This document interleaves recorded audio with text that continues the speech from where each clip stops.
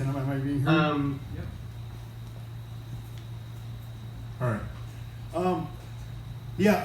Welcome to Cinema Detroit. I want to thank Paula and our projectionist up there, Joe, and everybody involved here for hosting us. Some of you may know, if you've heard of this over the years, if you're local, this is a film that's been in the works for some 9+ years. And in fact, it is still not quite finished. We're still adding some animation, we're tweaking a few things, we're adjusting the audio mix, things like that. I bring that up because it means that your feedback, if you want to talk afterwards, is actually actionable. It's not just valuable, it's actionable. So I would really appreciate what you folks think about this picture on the other side of it. I didn't know anything about this history or this story before I met Jeff Montgomery. When we met, I heard his story, and I met this incredible, charismatic person who, to me, was very clear that even if I completely screwed up, you could point a camera at this guy and you would have a fairly interesting, entertaining film.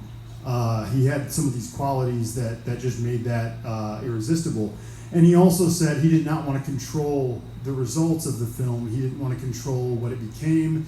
He wanted to have nothing to do with the editorial process, and he didn't want it to be a commercial for him, basically. He wanted it to be something honest and something that was willing to sort of really delve into these issues.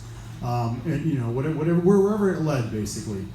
And to the credit, obviously, as some of you know, this is a film that was made in close conjunction with the family. His brothers, in particular, producer John Montgomery and his other brother James, who became a large part of the film, were both very much on board that, even after Jeff was gone, that they were willing to let this be a film that was not just trying to present kind of a rosy picture of where things had gone. So we're very recently, we're hitting up pretty close to the anniversary of when Jeff passed. Actually, we just passed it. There's another activist, not LGBTQ related, who also passed in the last few years. We're hitting another anniversary, and there's a phrase that strikes me. This is by a person named Michael Brooks, who said, "Be ruthless with systems, be kind with people." And this is something that I think really resonates with who Jeff was and that he tried to say. There are things, when it comes to some of the presentation of this, like Jeff got himself in a lot of trouble with some of his colleagues and with his movement in particular by being more inclusive than people were willing to be at the time. It's been really a privilege to work on something that was not, where you didn't have to kind of cover up for things, the issues that he got wrong, basically, and sort of, cover that up in terms of our current sensibilities.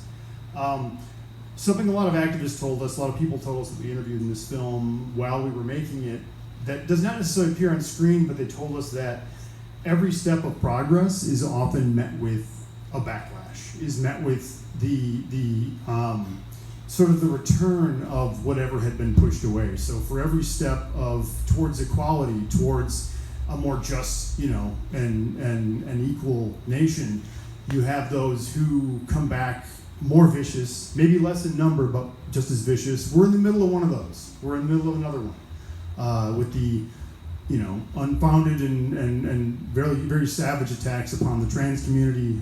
This is something that, I want to bring up because it's something that I cut out of the movie, that at a time when we weren't in the middle of another one. And so that's a part of this story as well.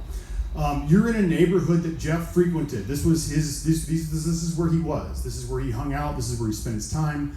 Another thing a lot of people told us that we interviewed off the record in a lot of ways was that where Jeff's story goes, where it ends up, is something that is familiar, that is not unique to him, that a lot of people that hurl their lives into activism and into trying to make the world a better place, however they can, it's a place where they end up. And I don't want to give anything away about the film you're about to see, but just know that this is not an isolated sort of incident.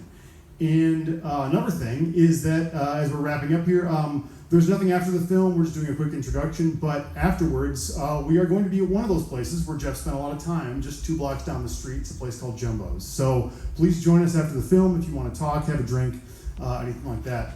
And the last thing I just want to do is introduce our composer, singer, songwriter, educator, award-winning Audra Kubat, and she has something to share with you. Thank you for coming.